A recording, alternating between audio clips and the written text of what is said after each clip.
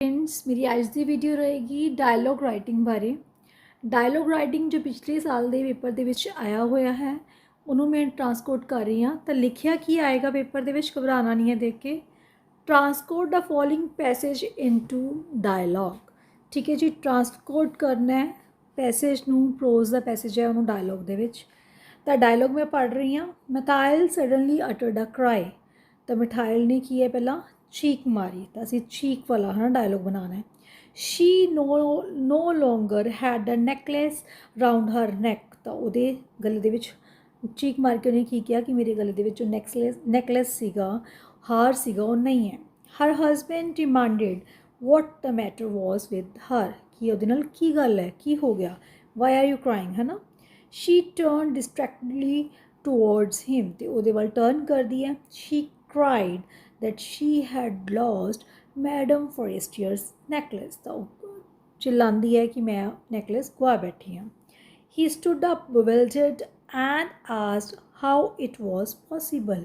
तो वह हैरानी नाल खड़ा रहता है कि किमें पॉसीबल है। He asked her if she was sure she had that on when she had left the ball मतलब पार्टी।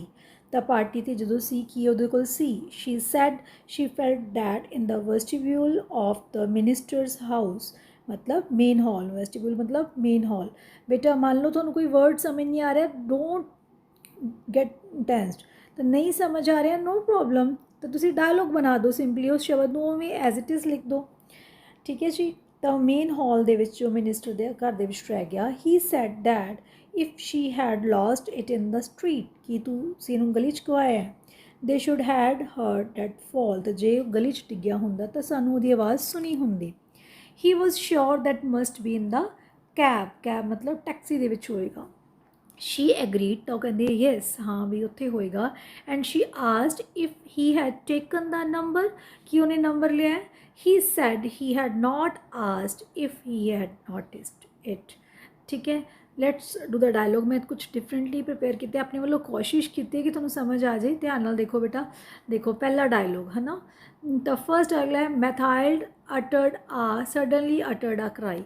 तो यदा बनेगा मैथाइल्ड ओ, तो चाहे दोनों सेंटेंस का नाल ही बना लो। मिथाइल ने चीक मारी ओ। She no longer had a necklace round her neck. तो उन्हें की गया आई, तुसी किमें शुरू करना है, इन्वर्टेड कोमस शुरू। आई नो लॉन्गर हैड तो की बन गया have. The necklace round her neck, her तो की बन गया माई नैक। मैं कोशिश की है बेटा कि नाल नाल लिख दो ताकि थोड़ा समझ आ जाए। उन्हें कहा कि मेरे गले के हार नहीं है, हर नैक तो बन गया my neck. Inverted commas close, full stop तो inverted commas close. Next dialogue है बेटा, her husband asked, her husband demanded what the matter was with her. इतों पढ़ रही हैं बच्चे। तो आंसर है डायलॉग ये बनाया मैं, her husband asked Mathilde, her husband asked Mathilde, उसको पूछा इन्वर्टेड कॉमर्स। ठीक है, इन्वर्टेड कॉमर्स है बेटा ये। What the matter was with her, was past simple है तो असी प्रेजेंट सिंपल बनाना है। देखो डायरैक्ट तो इनडायरैक्ट बनाने तो असी प्रेजेंट सिंपल तो पास्ट सिंपल, प्रेजेंट कॉन्टीन्यूस तो पास्ट कॉन्टीन्यूस, प्रेजेंट परफेक्ट तो पास्ट परफेक्ट, प्रेजेंट कॉन्टीन्यूस तो प्रेजेंट परफेक्ट कॉन्टीन्यूस तो पास्ट परफेक्ट कॉन्टीन्यूस बनाने। तो पास्ट सिंपल तो पास्ट परफेक्ट, तो पास्ट कॉन्टीन्यूस तो पास्ट परफेक्ट कॉन्टीन्यूस बनाने। ठीक है, विल तो वुड, शैल तो शुड, कैन तो कुड, मे तो माइट हो जाता है। फाइन, तो मीनस फर्स्ट फॉर्म तो सैकेंड फॉर्म हो जाती है, पर असी हुण इसका सब उल्टा करना है। तो इत्थे साडे कोल की है पास्ट सिंपल टेंस, असी इहनूं की बना देना है प्रेजेंट। मोर ओवर असी क्वेश्चन फॉर्म दे विच बनाना है।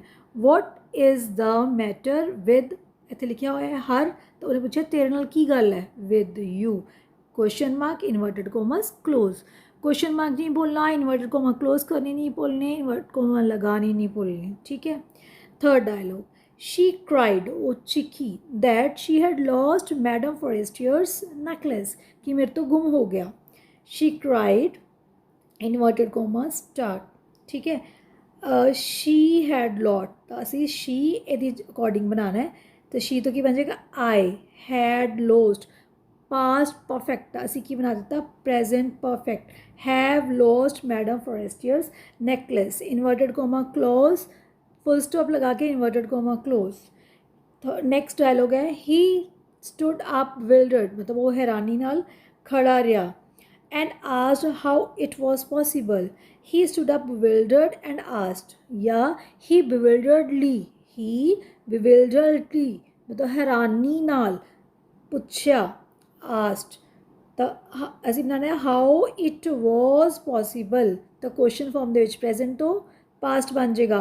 ਹਾਊ ਇਜ਼, ਵਾਜ਼ ਤੋਂ ਬਣ ਜਾਏਗਾ is, how is it possible, ਪਿੱਛੇ question mark inverted comma close.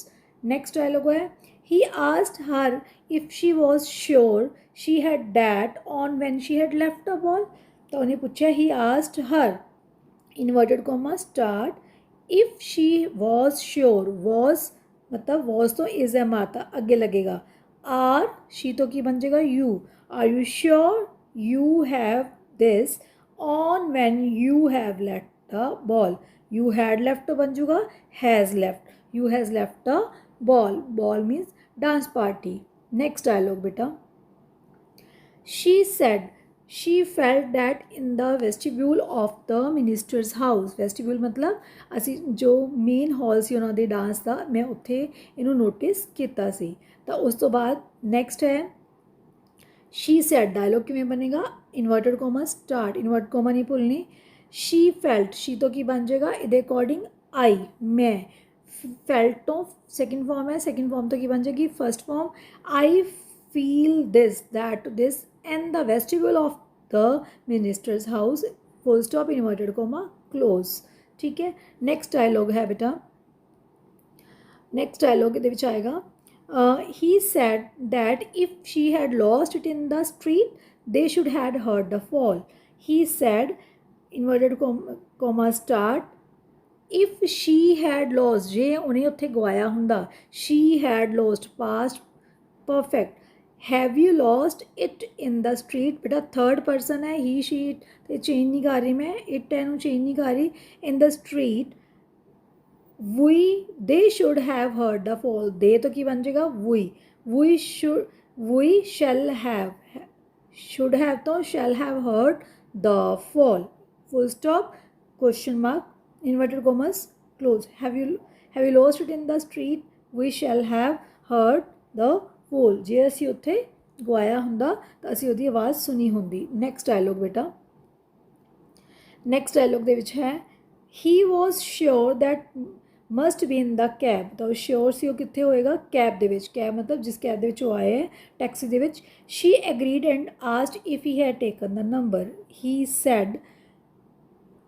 Sad that must be in the cab.